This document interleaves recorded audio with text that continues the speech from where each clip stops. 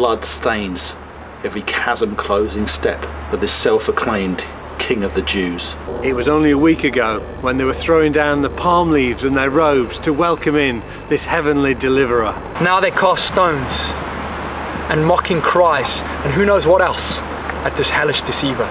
The crowd, they're up for it. Israelites from all over the known world gathered for the Passover are sucked into the gossip and slander regarding this Jesus. Some claim he is a good man. Some even claim he is Elijah risen from the dead. Some go as far to say he is the God-man that he says he is.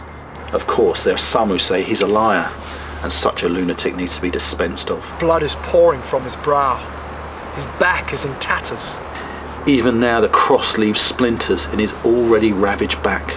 It looks as if he has the weight of all the evil of this world upon his shoulders. The sound of the first nail hammered into his wrist echoes across the hills, echoes across the ages. There goes the second. Finally, he's hauled high above the blood-crazed onlookers and the few of those who loved him dearly. Was this the pain, the anguish, the scene that he saw those hours ago in the olive grove? Soldiers mock, crowds scream, blood streams. It seems a pitiful end to the life of one who had captivated the masses. He fed 5,000, healed the sick, made the blind to see. And yet there he is impaled, cursed like some common criminal. What's this? The sun has vanished. The sun has vanished, seemingly hiding itself in shame as the whole earth darkens under the weight of seeming injustice. 3 hours, the haunting darkness lingers. Now he cries out. Some say to Elijah, some say to another of the prophets. But those who knew him knew it was a cry to his Father. Elohi, Elohi, lama sabachthani. The centurion falls to his knees with new revelation. Disciples gasp as they catch a brief glimpse of what could be the greatest moment of paradox the world would ever know. Has God just died for man? Is this the promised Messiah, even now bearing upon his lacerated shoulders the wrath of God against the sins of the world? It is finished.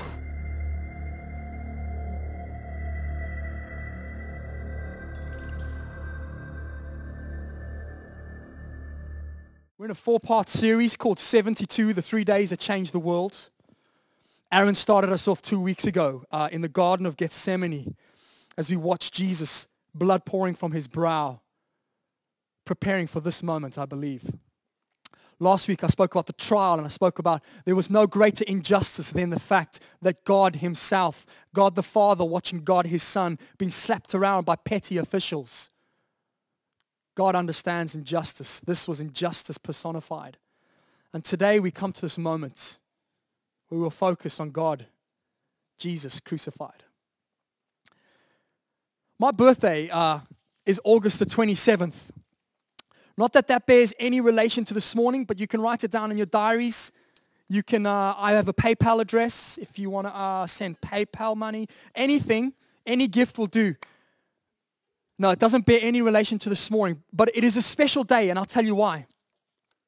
I don't know if you know this, but on this day in 1883, the loudest explosion ever known to man occurred. Let me give you a brief overview of this historic event. Who knows what I'm talking about? Yes? Martin? Okay, yeah. The explosion of Krakatoa.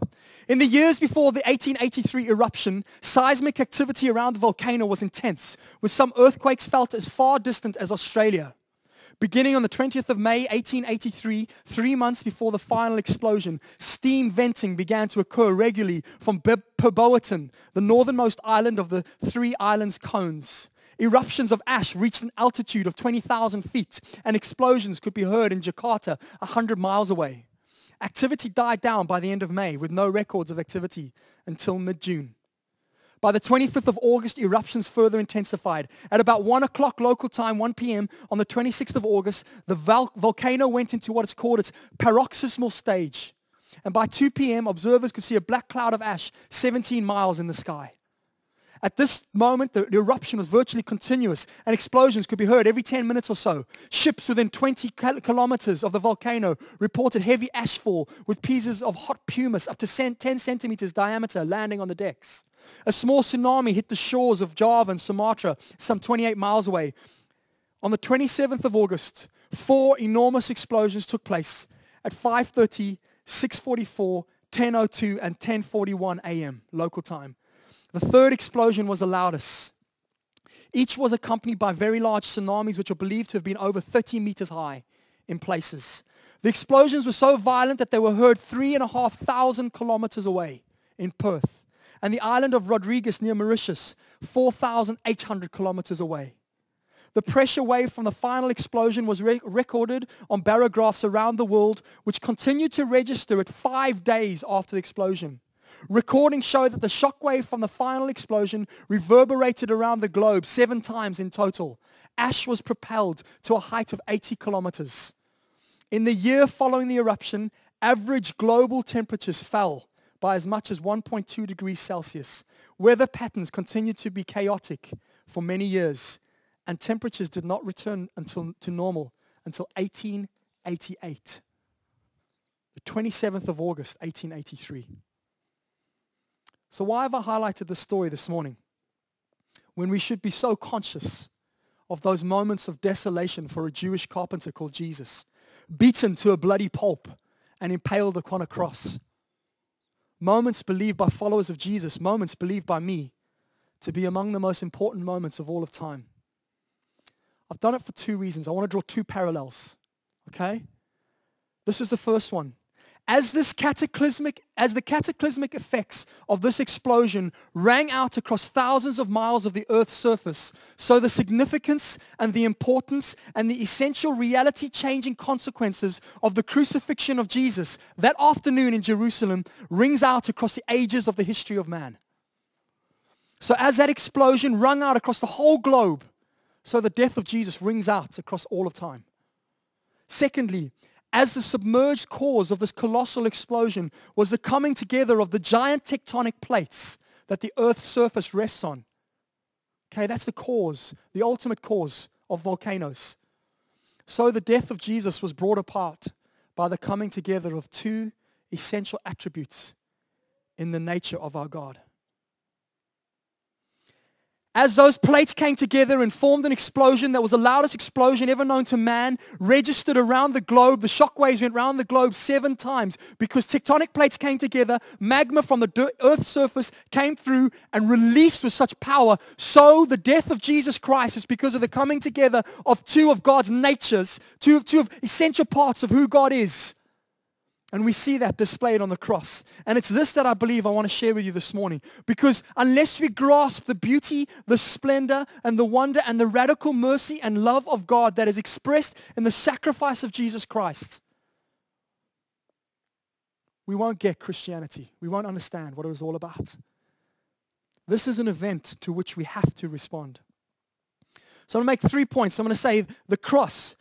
Here is where divine love and justice meet. The cross, here it is finished, and the cross, here we must respond. I'm going to turn to John chapter 19, verses 16 through 37. John chapter 19, verses 16 through 37. Finally, Pilate handed him over to them to be crucified. So the soldiers took charge of Jesus. Carrying his own cross, he went out to the place of the skull, which in Aramaic is called Golgotha. Here they crucified him, and with him 2 others, one on each side and Jesus in the middle. Pilate had a notice prepared and fastened to the cross. It read this: Jesus of Nazareth, the King of the Jews. Whoops. Many of the Jews read the sign, for the place where Jesus was crucified was near the city, and the sign was written in Aramaic, Latin, and Greek. The chief priests of the Jews protested to Pilate, don't write the King of the Jews, but that this man claimed to be the King of the Jews. Pilate answers, what I have written, I have written. When the soldiers crucified Jesus, they took his clothes, dividing them into 4 shares, one for each of them, with the undergarment remaining. This garment was seamless, woven in one piece from top to bottom. Let's not tear it, they said to one another. Let's decide by lot who will get it.